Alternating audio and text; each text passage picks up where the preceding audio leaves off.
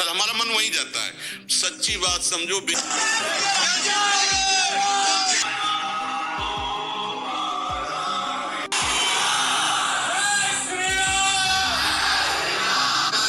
Hello friends, क्या आपने ये ऑब्जर्व किया है कि आजकल सोशल मीडिया में स्क्रॉल करते वक्त आपको रिलीजन और स्पिरिचुअलिटी के कंटेंट ज़्यादा दिखाई देते हैं? अगर आपका जवाब हाँ है तो आप बिल्कुल गलत नहीं है।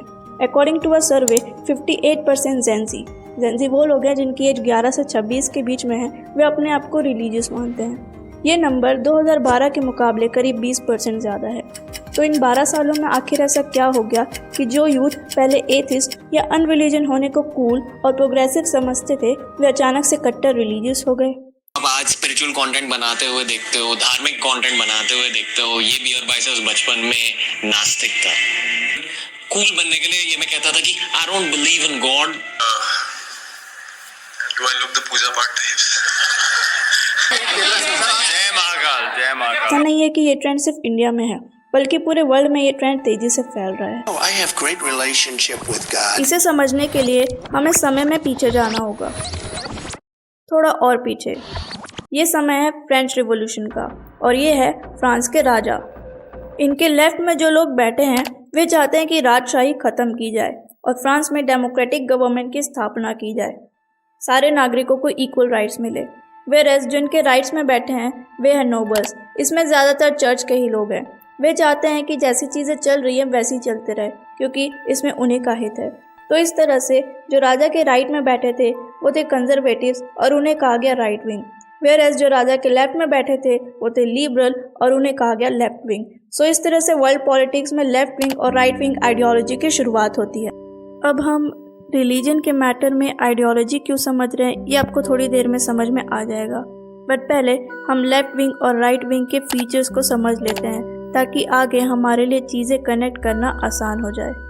लेफ्ट विंग आइडियोलॉजी के लोग डेमोक्रेसी पे विश्वास रखते हैं, इक्वालिटी ऑफ ऑल की बात करते हैं, सेक्युलर नेचर के होते हैं और खुले विचारधारा वाले यानी लिबरल होते हैं। जबकि राइट विंग वाले लोग एक स्ट्रॉन्ग सेंट्रल अथॉरिटी की बात करते हैं, रिलीजियस नेचर के होते हैं, कंजर्वेटिव होते हैं यानी कि नए विचारों को जल्दी से एक्सेप्ट नहीं करते और बहुत ज़्यादा नेशनलिज्म को प्रमोट करते हैं। अगले 100 सालों तक लेफ्ट विंग आइडियोलॉजी का तेजी से विस्तार होता है। बहुत से देश इक्वालिटी, फ्रेटर्निटी और लिबर्टी को प्रमोट करते हैं।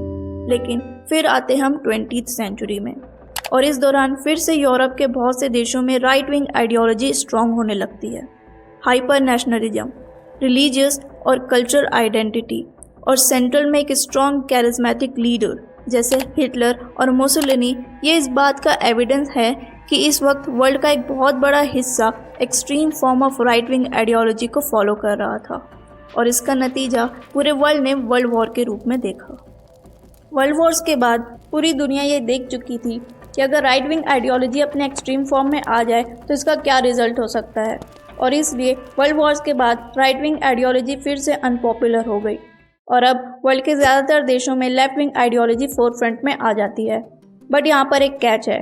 अब जो लेफ्ट विंग आइडियोलॉजी की हम बात करेंगे उसे हम 2 पार्ट्स में समझ सकते हैं। पहला, लेफ्ट विंग की सोशल आइडियोलॉजी, जिसके अंदर वही इक्वालिटी, लिबर्टी, डेमोक्रेसी और सेक्युलर वैल्यूज़ आते हैं, और दूसरा इकोनॉमिक आइडियोलॉजी।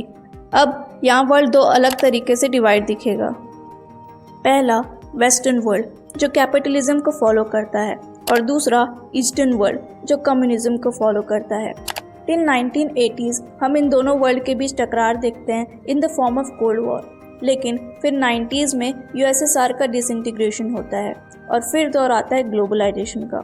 दुनिया के सारे देश अपने मार्केट्स को एक दूसरे के लिए ओपन करते हैं। दुनिया भर में लार्ज स्केल एमिग्रेशन और इमिग्रेशन होता है और अब वन वर्ल्ड, ग्लोबल सिटीजन जैसे कॉन्सेप्ट्स पॉपुलर होने लगते हैं।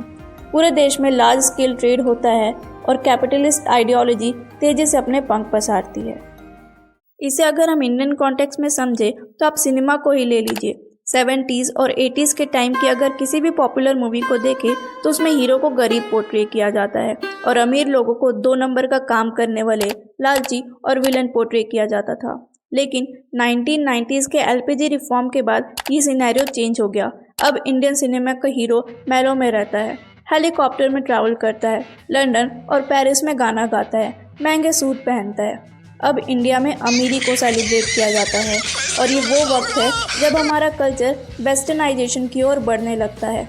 इम्पोर्टेड चीज़ें हमारे लिए स्टेटस सिंबल बन जाती है और ये वही वक्त है जब यूथ के बीच रिलीजियस वैल्यूज़ का डिक्लाइन होना स्टार्ट हो जाता है। इस वक्त लेफ्ट विंग कैपिटलिस्ट आइडियोलॉजी जो एक सिटीज़न को ग्लोबल सिटीज़न मानती है वो अपने पीक पर थी। लेकिन जब दूध और घी की नदियाँ बह ही रही थी तो फिर ऐसा क्या होता है कि वापस से राइट विंग आइडियोलॉजी स्ट्रॉन्ग होना स्टार्ट हो जाती है। इसके पीछे जो सबसे बड़ा रीज़न है वह economic slowdown, .com bust, 2008 का इकोनॉमिक रेसेशन। ये ऐसे इवेंट्स हैं जो पूरे वर्ल्ड की इकोनॉमी को ज़ोर का झटका देते हैं। पूरी दुनिया में मंदी छा जाती है, लोगों की जॉब जाने लगती है।